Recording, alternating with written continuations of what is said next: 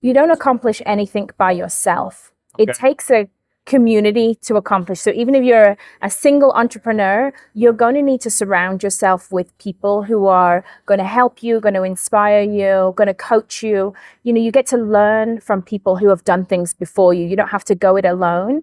I think that's the greatest lesson I had the day that I walked out onto the Olympic track for my first race. And I looked up at the Olympic flame, and you see your flags of your country waving. I had this overwhelming feeling of, I'm not here for me. I'm here because my mom supported me and did everything that she needed to do to help me get there. My coach, who sacrificed so much time to coach me, all the lessons I had learned from other races and other athletes, it just really taught me about the power of community. Wow. So I think that's one of the biggest lessons.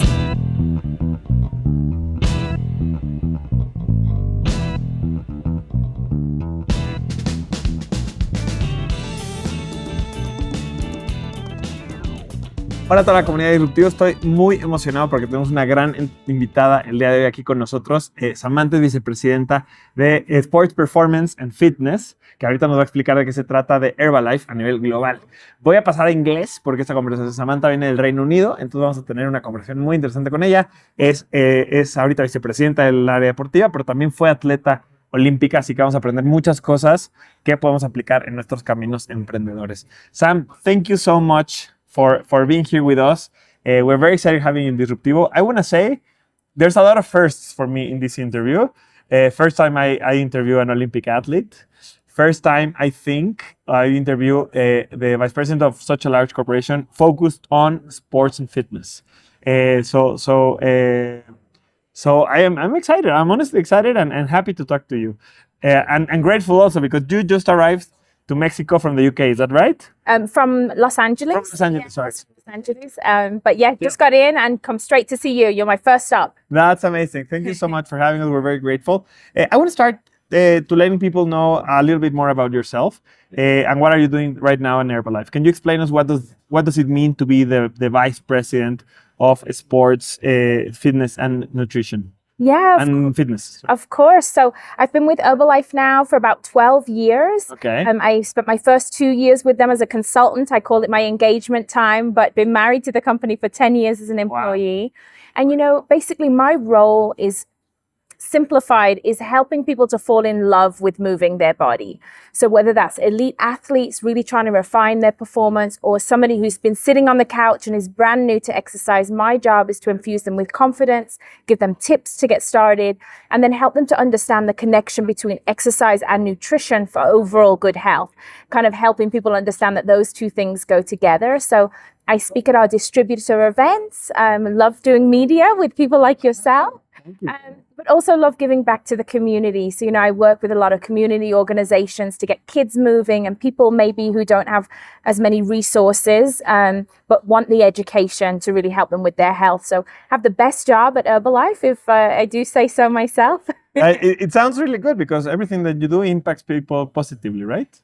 Yeah, it's total positive impact because whenever you can help somebody understand, like knowledge of self is the key. Yeah. If you can help somebody understand what they need to put into their body, how they need to move their body to help with overall health, there's nothing more positive because, you know, this body is our one vehicle. It has to last us the rest of our life.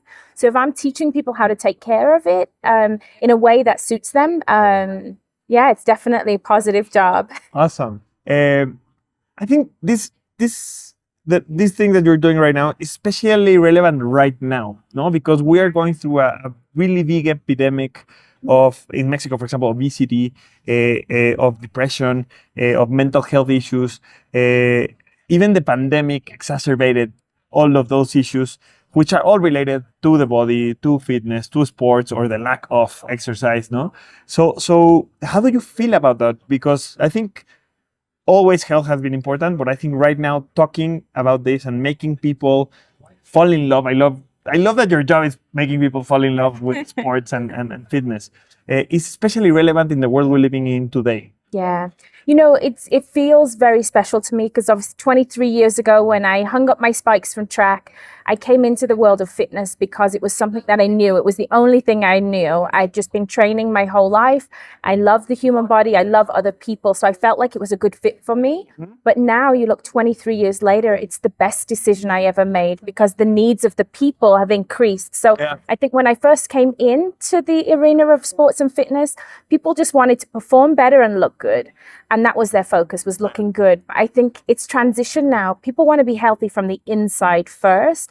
So I think for me, the best investment I ever made was, you know, going from that kind of external, let me help you look good, to, hey, let me understand what's happening on the inside of your body. Because like you said, the pandemic made people wake up and realize, wow, it's my health, it's my heart health, my bone health, my mental health.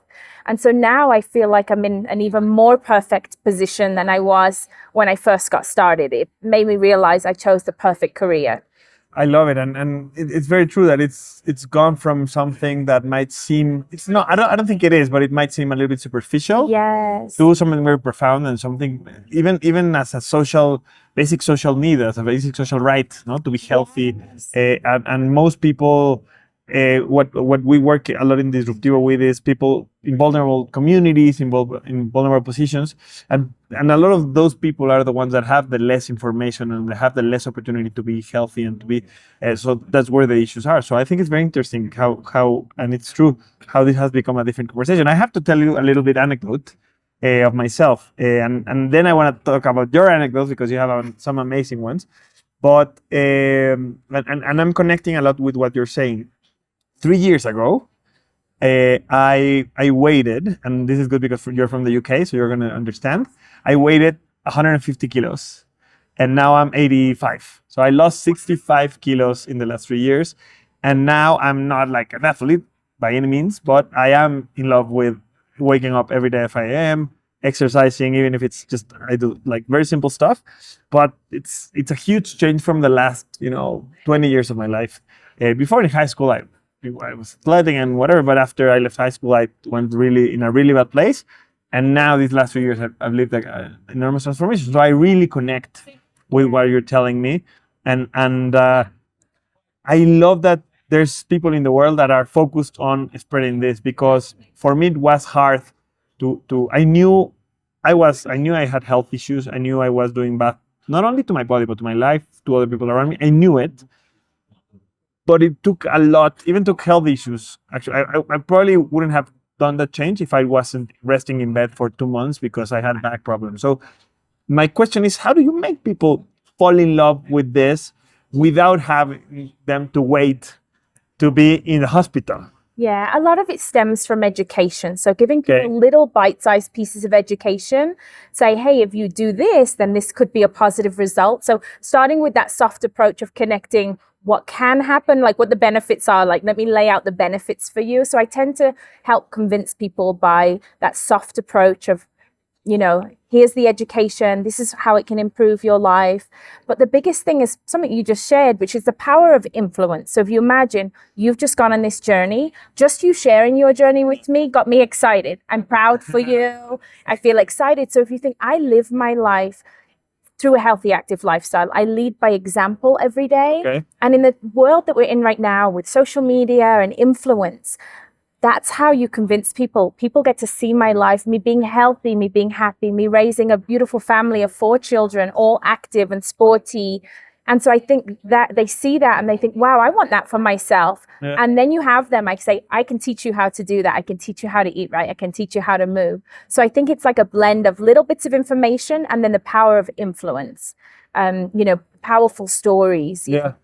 Just like yours. Oh, wow. It seems like we were prepared before, which we were not, because, we were prepared for the interview, but not for this kind of topics, because one of my biggest passions is communicating to create social impact, to influencing for a better world, which is another way of saying it. And I completely agree with you. I think the way we conduct ourselves, the way what we communicate, influences other people. Even if you have 3 people on your Instagram or your TikTok or whatever you do, even what you do offline, no, influences the people around you. So I love that way of the thing that you express, that you don't have to be the leader of inside a big corporation. What you do it's an example for others, and it can help us transition and learn and even change, physically, mentally, etc. I love that.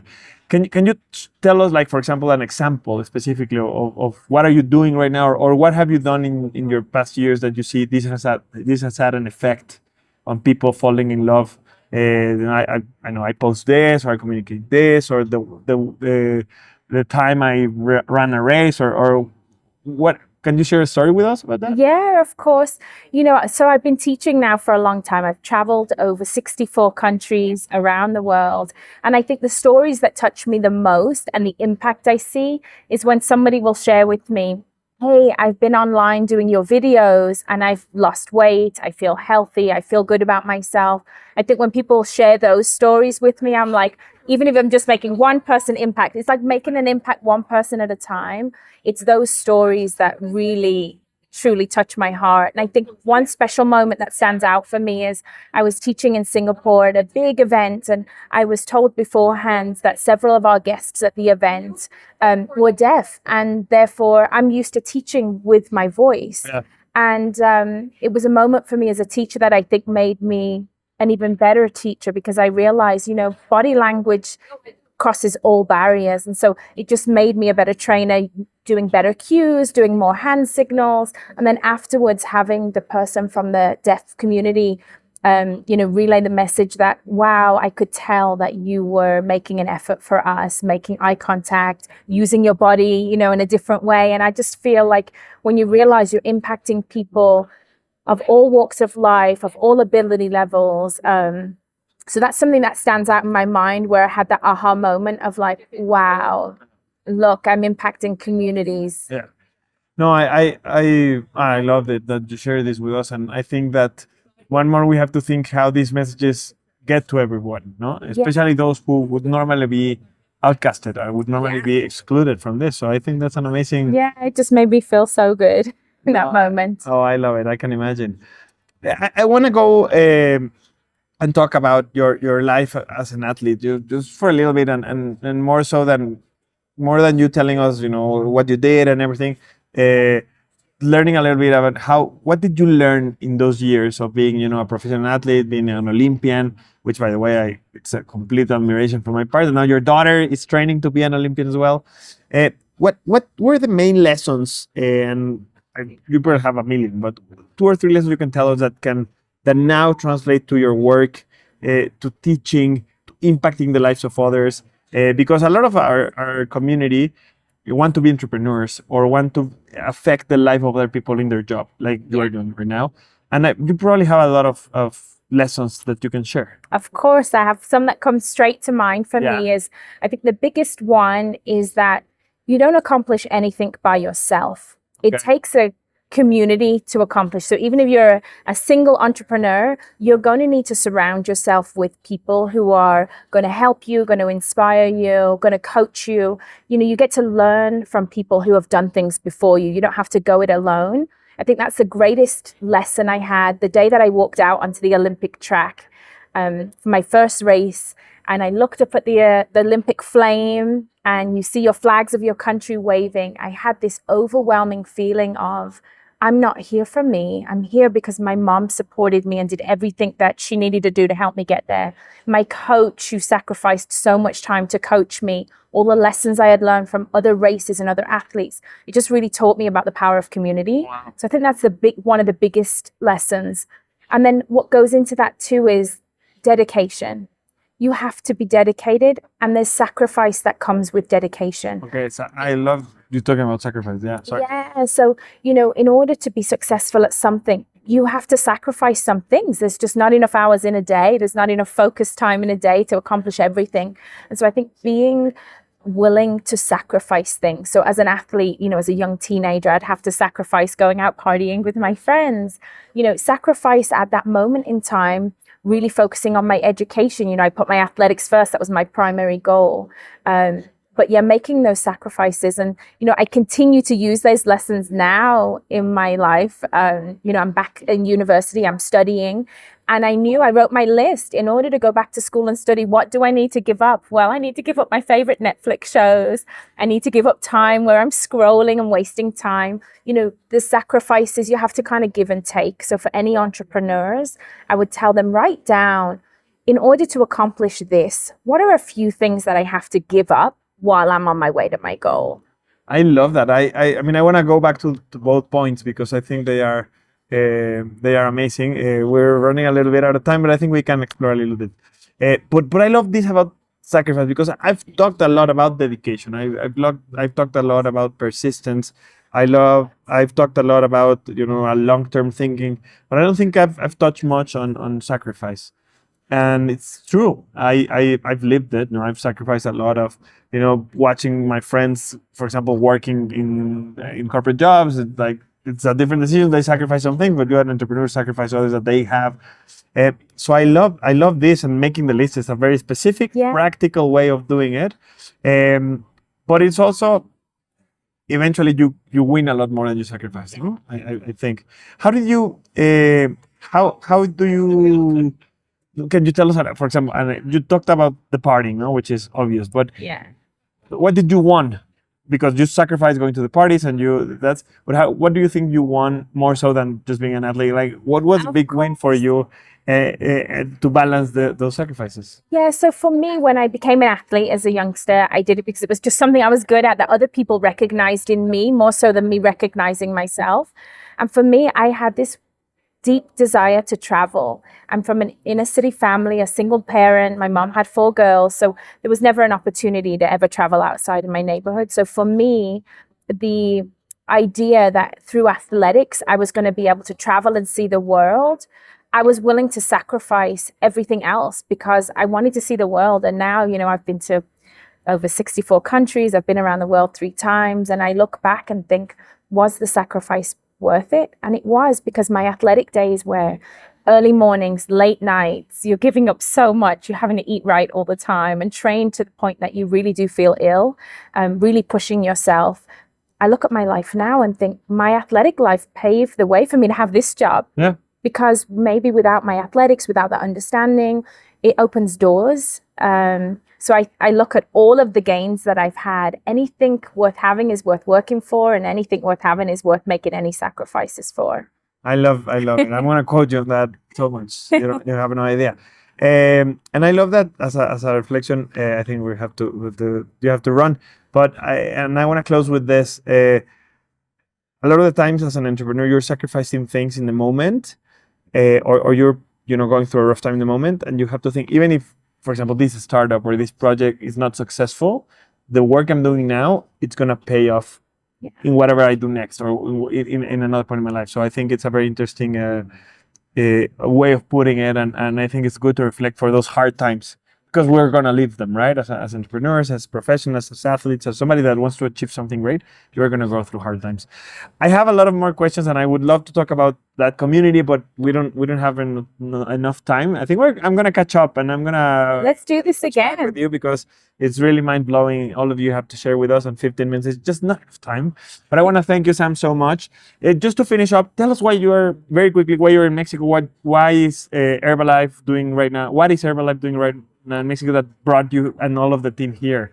Yeah, so show off a little bit. Of course. So we have what we call our extravaganza, and this is an event where we bring all of our entrepreneurs, all of our independent distributors together, to celebrate their success, to recognize their success, and also for them to learn from each other. Again, that coaching community, to learn from each other. So those who are really being successful teach everybody else their tips and their tricks. I love that. Myself and the doctors, we go in and we teach them all about nutrition and moving their body. And my role specifically while I'm here is to launch an incredible campaign for the company. It's called I'm With You.